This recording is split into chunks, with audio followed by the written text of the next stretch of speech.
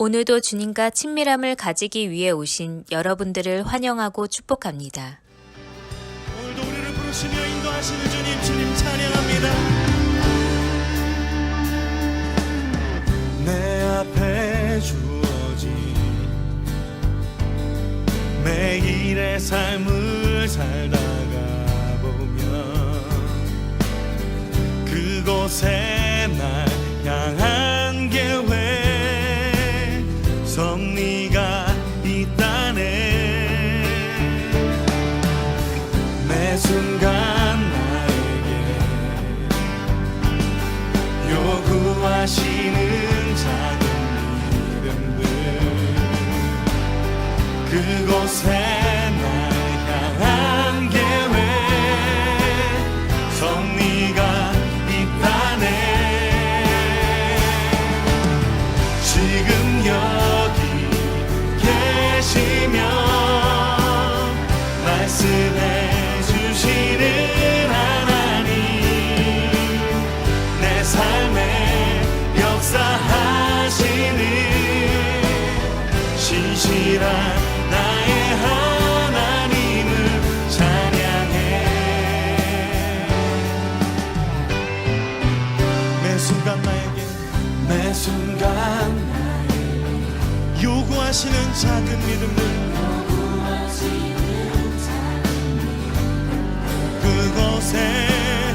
그곳에 나 향한 계획 섭리가 있다네. 지금 여기 계시며 말씀해 주시는 하나님 내 삶에 역사하시는 신실한 나의 하나님은 지금 여기 계시며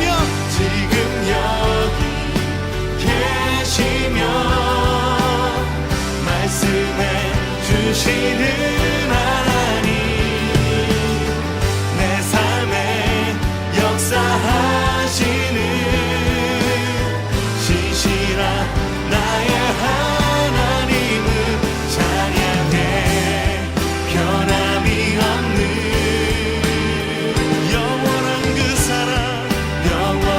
그 사랑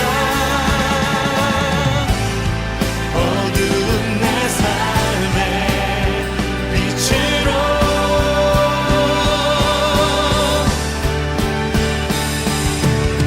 지금 여기 계시며 말씀해 주시는 하나님은 내 삶에 역사하시는 신실한 우리 다시 한번 찬양합시다. 지금 여기 계시며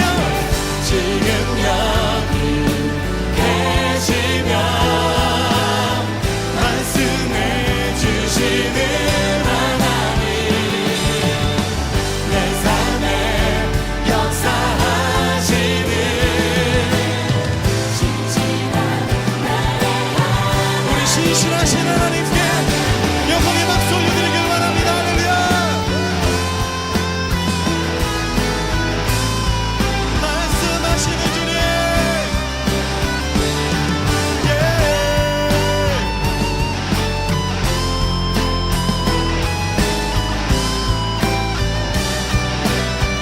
지금 여기 계시며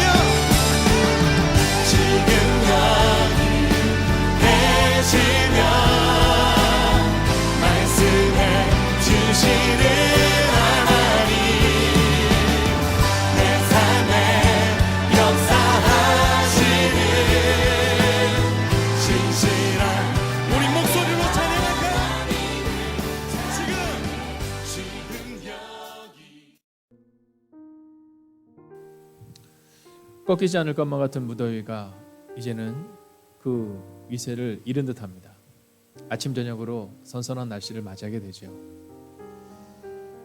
갈 것 같지 않았던 겨울이 지나면 봄이 오듯이, 그리고 여름이 가면 가을이 오고 끝내는 열매를 맺듯이 오늘도 하나님께서 여러분과 함께 하시며 여러분에게 새로운 길과 비전의 길과 소망의 길로 함께 하실 것입니다.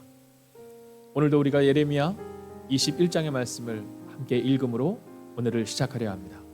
함께 우리가 읽겠습니다. 여호와께로부터 예레미야에게 말씀이 임하니라. 시드기야 왕이 말기야의 아들 바스울과 제사장 마아세야의 아들 스바냐를 예레미야에게 보내니라. 바벨론의 느부갓네살 왕이 우리를 치니 청컨대 너는 우리를 위하여 여호와께 간구하라.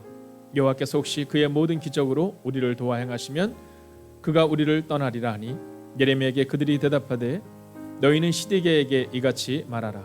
이스라엘 하나님 여호와께서 이와 같이 말씀하시되 보라 너희가 성 밖에서 바벨론의 왕과 또 너희를 둘러싼 갈대아인과 싸우는 데 쓰는 너희 손의 무기를 내가 뒤로 돌릴 것이요 그것들을 이 성 가운데 모아들이리라. 내가 든 손과 강한 팔 곧 진노와 분노와 대노로 친히 너희를 칠 것이며 내가 또 사람이나 짐승이나 이 성에 있는 것을 다 치리니 그들이 큰 전염병에 죽으리라 하셨다 하라. 여호와의 말씀이니라. 그 후에 내가 유다의 왕 시드기야와 그의 신하들과 백성과 및 이 성읍에서 전염병과 칼과 기근에서 남은 자를 바벨론의 느부갓네살 왕의 손과 그들의 원수의 손과 그들의 생명을 찾는 자들의 손에 넘기리니 그가 칼날로 그들을 치되 치근히 여기지 아니하며 긍휼히 여기지 아니하며 불쌍히 여기지 아니하리라 하셨느니라. 여호와께서 말씀하시기를 보라 내가 너희 앞에 생명의 길과 사망의 길을 두었노라. 너는 이 백성에게 전하라 하셨느니라. 이 성읍에 사는 자는 칼과 기근과 전염병에 죽으려니와 너희를 애워싼 갈대아인에게 나가서 항복하는 자는 살 것이나 그의 목숨은 전리품같이 되리라. 여호와의 말씀이니라.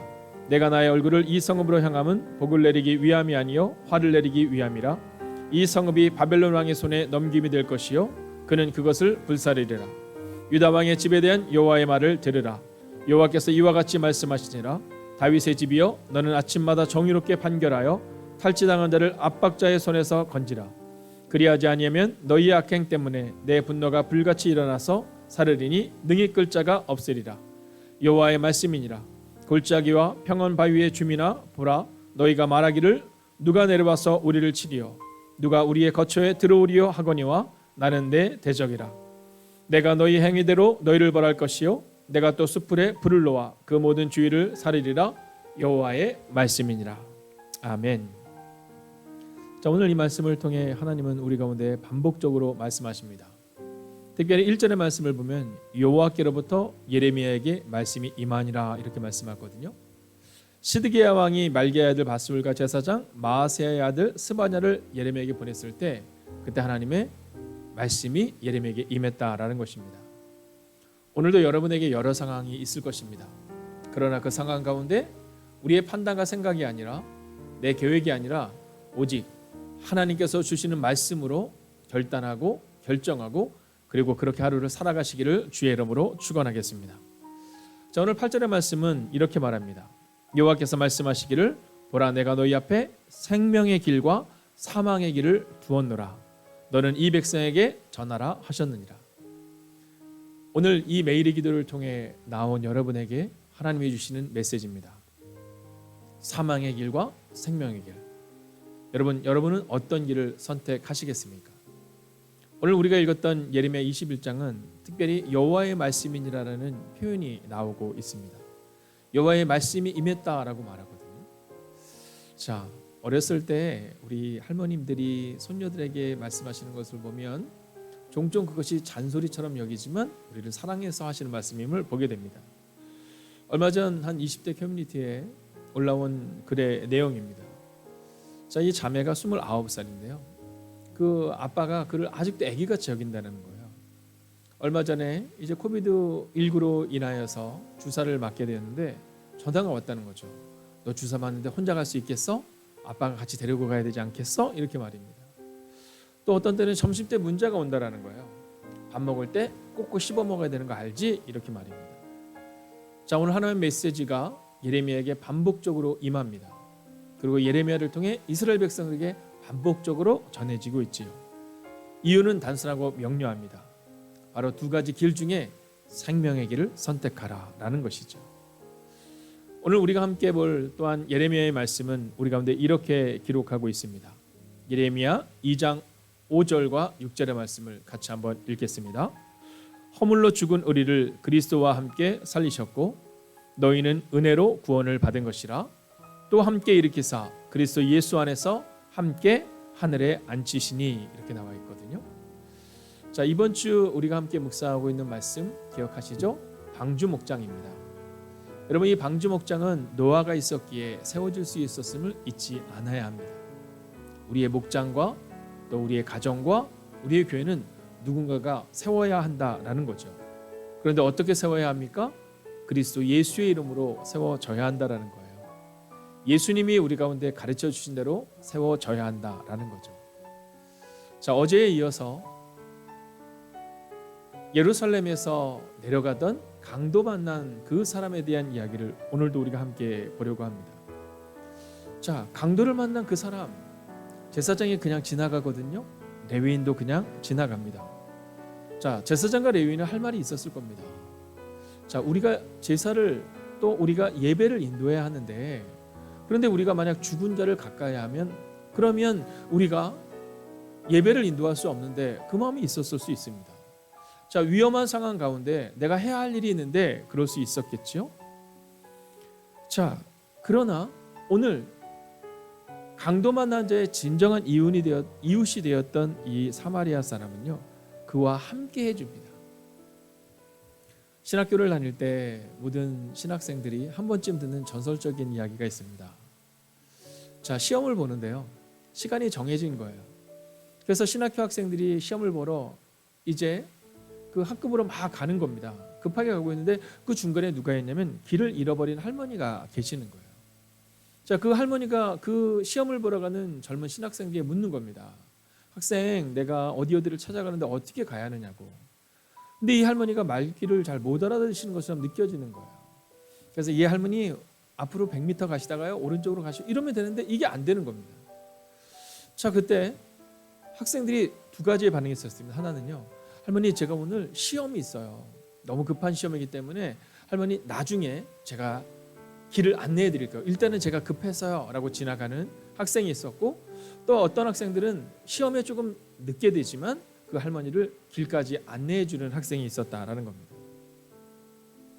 근데 그때 시험의 주제가 뭐였느냐면 긍휼이었다라는 거예요. 자, 여러분이 예상하고 있는 것처럼 그 할머니는 그 교수님이 그곳에 미리 부탁을 드렸던 분이라는 거죠. 신학교 학생으로서 또 신학대학원을 지나며 말씀을 깊이 연구합니다. 그러나 그 교수님은 말씀을 깊이 연구하는 것도 중요하지만 말씀대로 살아내는 것이 너무나도 중요했기 때문에 아마도 이 시험을 보게 했을 겁니다. 여러분, 누가복음 10장 34절 같이 한번 읽어볼까요? 함께 있습니다. 가까이 가서 기름과 포도주를 그 상처에 붓고 싸매고 자기 짐승에 태워 주막으로 데리고 가서 돌보아 주니라. 자기 짐승에 태워. 여러분, 내가 불편한 것을 감수했다라는 거죠. 이것이 바로 진정한 사랑이다라고 예수님은 우리 가운데 말씀해 주셨습니다. 우리가 그리스도인으로 산다라는 것은 우리가 교회를 다닌다라는 것으로 증명하는 것이 아닙니다. 예수님의 이름으로 살아내는 겁니다. 예수님이 가르쳐 주신 방법대로 살아내는 것이죠. 오늘도 여러분의 인생을 응원하고 여러분의 삶을 축복합니다. 오늘도 그리스도 예수 이름으로 살아내십시오. 오늘도 자기 짐승에 태워 강도 만난 자를 태웠던 이 선한 사마리아 사람처럼 오늘도 그렇게 살아내야 합니다. 여러분에게는 살리는 길과 죽음의 길이 있습니다. 저는 여러분이 살리는 길을 선택할 수 있기를 주의 이름으로 부탁드리겠습니다. 오늘도 이어지는 시간을 통해 이 말씀을 묵상하시고 오늘도 생명의 길과 사망의 길 가운데에 생명의 길을 선택하며 나아가는 여러분, 그렇게 그리스도 예수의 이름으로 오늘을 살아내셔서 누군가에게 그리스도의 이름으로 사랑을 전하는 그 하루를 살아내시기를 주의 이름으로 축원하겠습니다. 여러분의 오늘을 응원합니다.